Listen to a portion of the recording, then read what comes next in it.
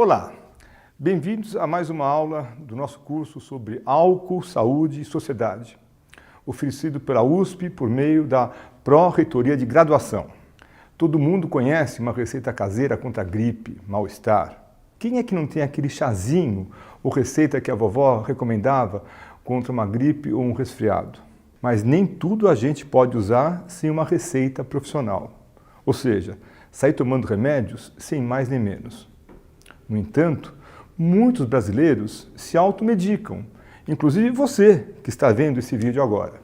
E quando se trata de misturar medicamentos e álcool, a fronteira é muito delicada, já que nem todo mundo conhece os riscos da interação com as bebidas. Você conhece? Eu sou Arthur Guerra e nessa aula vamos falar sobre o que acontece quando se mistura álcool e medicamentos.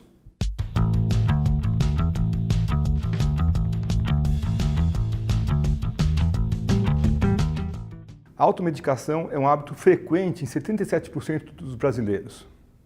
Como eu disse no início dessa aula, quase metade dos brasileiros se automedica, pelo menos uma vez por mês. Ainda, 1 em cada 4 toma remédios sem acompanhamento médico, pelo menos uma vez por semana ou diariamente. É muita gente e muito remédio sendo tomado sem indicação e ou acompanhamento de um médico. O pior é que esse hábito pode dificultar e atrasar o diagnóstico ou o tratamento correto. Por exemplo, usar antitérmicos sem acompanhamento médico pode esconder uma infecção. Ou abusar de analgésicos pode até piorar uma enxaqueca no longo prazo. Isso preocupa muito a comunidade médica. Vocês costumam ler o manual de instruções quando compram algum aparelho tecnológico novo? Se sim, parabéns, porque pouca gente lê e por isso acaba utilizando mal seu equipamento. A bula é o manual do remédio e o ideal é sempre segui-la, já que o equipamento que precisa funcionar bem, no caso, é o seu corpo. Muita gente acha que só porque um medicamento pode ser comprado sem receita na farmácia, ele pode ser tomado sem problemas. Isso não é verdade. Todo medicamento possui uma série de componentes que interagem entre si e com tudo aquilo que ingerimos de forma complexa. Por isso, vale repetir, leia sempre a bula. Alguns dos medicamentos mais vendidos no mercado, como analgésicos e remédios para tosse, resfriado e alergia, contêm mais de um ingrediente que pode reagir com o álcool. Além de ler a bula para entender exatamente a composição do medicamento, a dica é incluir na rotina de suas conversas com o médico a pergunta: como o álcool e outros remédios que você eventualmente tome podem interagir entre si? Isso é muito importante. As mulheres devem ficar ainda mais atentas. Como sua composição corporal tem níveis de água menores do que a dos homens, a concentração de álcool no sangue alcança níveis mais elevados. Portanto, os efeitos da combinação podem ser mais danosos. Da mesma forma, idosos também ficam sob um risco particular. Normalmente, esse público tende a fazer maior uso de medicamentos. Assim, está mais vulnerável para potenciais efeitos de sonolência, desidratação ou danos no fígado causados por interações entre medicamentos e álcool. Mas você pode estar se perguntando por que exatamente a interação é potencialmente perigosa? A interação entre medicamentos e bebidas alcoólicas pode produzir diversos efeitos no organismo. Uma possibilidade é dificultar o efeito do medicamento, influenciando negativamente no tratamento. Outra é acentuar o efeito da bebida alcoólica, causando intoxicação com uma quantidade menor de álcool. Ou ainda, desencadear uma reação completamente inesperada. Você sabia que entre os 10 medicamentos mais vendidos no Brasil em 2018, a maioria é comumente recomendada para dor de cabeça, febre, inflamação e infecções? Nessa lista, a dipirona aparece em segundo lugar. Esse antitérmico e analgésico, que pode ser encontrado sob muitos nomes comerciais, potencializa os efeitos do álcool. Vamos pegar outro exemplo de analgésico muito consumido no Brasil, o paracetamol, comercializado com o nome de Tilenol e presente em remédios para a gripe como o Vicipirena e o Simigrip. Quando ingerido em doses superiores às recomendadas, ele pode ser tóxico para o fígado, aumentando até mesmo as chances de uma hepatite medicamentosa. Esse risco é aumentado por diversos fatores, além do consumo do álcool, pela idade, etnia, interações medicamentosas com outros fármacos que afetam o fígado. O ibuprofeno, princípio ativo do Advil e do Buscofen, e o diclofenaco, encontrado no Cataflan e no Voltaren, são respectivamente o 7º e o 10º medicamentos mais vendidos no Brasil em 2018. Também pertencem à categoria dos analgésicos e dos anti-inflamatórios. Combinados com álcool, aumentam o risco de sintomas como dor de estômago, gastrite e problemas no fígado. Alguns produtos dessa classe de medicamentos podem levar ainda a episódios de taquicardia, o coração fica batendo mais forte. O ácido acetil salicílico é outro amplamente consumido no Brasil. Até a famosa aspirina tem seus riscos. Em algumas pessoas, gera irritação na mucosa do estômago.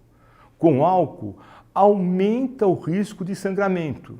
Álcool e relaxantes musculares, como a ciclobenzaprina, conhecida comercialmente como Miozan, e o carisoprodol ou Torcilax, são uma combinação muito delicada para quem trabalha com máquinas ou condução de veículos, pois geram prejuízo nas habilidades físicas e aumentam o efeito sedativo.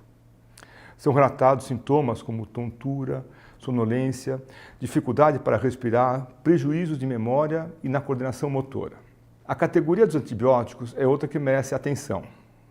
Princípios ativos como metronidazol, tinidazol e Bactrim, quando misturados com álcool, podem causar graves efeitos colaterais, conhecidos como efeito Antabuse, provocando aceleração dos batimentos cardíacos, queda súbita da pressão arterial, dores no estômago, vômitos, intensa dor de cabeça, rubor facial, calor, suor excessivo, dificuldade respiratória, até coma e morte.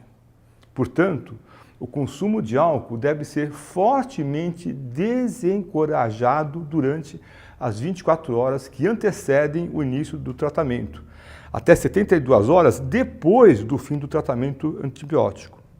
Outras famílias de antibióticos podem ter seu efeito inibido pelo álcool, retardando ou impedindo a curva da doença tratada e o aumento da toxicidade hepática. Em combinação com substâncias que agem no sistema nervoso central, como os antidepressivos, ansiolíticos e psicoestimulantes, os efeitos podem ser muito perigosos e, com frequência, imprevisíveis. Algumas das substâncias mais conhecidas dessas categorias são, respectivamente, a fluoxetina, diazepam e a ritalina. Foram relatados aumento das reações adversas dos remédios, diminuição da eficácia, maior efeito sedativo, vertigem, fraqueza, confusão mental, insuficiência respiratória e até risco de coma. E é por isso que insistimos. Não é recomendável ingerir álcool enquanto se está sob tratamento medicamentoso.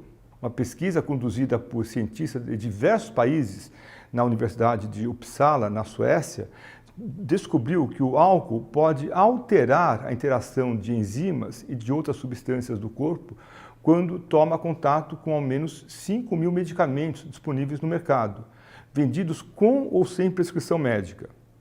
Isso cria grandes probabilidades de que haja interferência em sua potencialidade. Ele também é capaz de dissolver resíduos de medicamentos no organismo, fazendo a dose real chegar a 3 vezes o originalmente indicada, ou seja, com um efeito intensificado. Ano após ano, a ciência trabalha para aprimorar suas normas de segurança, qualidade e eficiência, que permitam utilizar melhor os princípios ativos no tratamento de sintomas e doenças. Mas é bom lembrar que cada organismo é diferente do outro, tem um equilíbrio único e apenas um profissional de saúde pode avaliar com você o melhor método de tratamento para o seu caso. Em linhas gerais, o álcool interage com muitos medicamentos, prescritos, liberados, naturais. Embora haja uma grande variedade de produtos sem receita médica, é preciso respeitar a prescrição controlada para analgésicos mais potentes, como os derivados de opioides, que têm maior potencial de efeitos colaterais e de quadros de dependência. Se você faz uso crônico de algum medicamento ou tem alguma doença, vale a pena se informar com o seu médico a respeito do consumo do álcool e a mistura com outras substâncias. O efeito de anticonvulsivantes, insulina, remédios para controle de colesterol, anticoagulantes, antifúngicos, remédios antituberculose são também amplamente afetados por essa interação. O intervalo de tempo entre a ingestão do medicamento e a de álcool capaz de induzir a interação vai de poucas horas a dias. Portanto, a recomendação para quando uma pessoa precisa usar um medicamento que sabidamente interage com o álcool é de não consumir a bebida alcoólica. Para saber mais sobre os riscos em relação ao medicamento em uso, reforçamos: procure uma equipe médica e se informe. Ficamos por aqui. Agradecemos por sua atenção e esperamos por você em nossas outras aulas.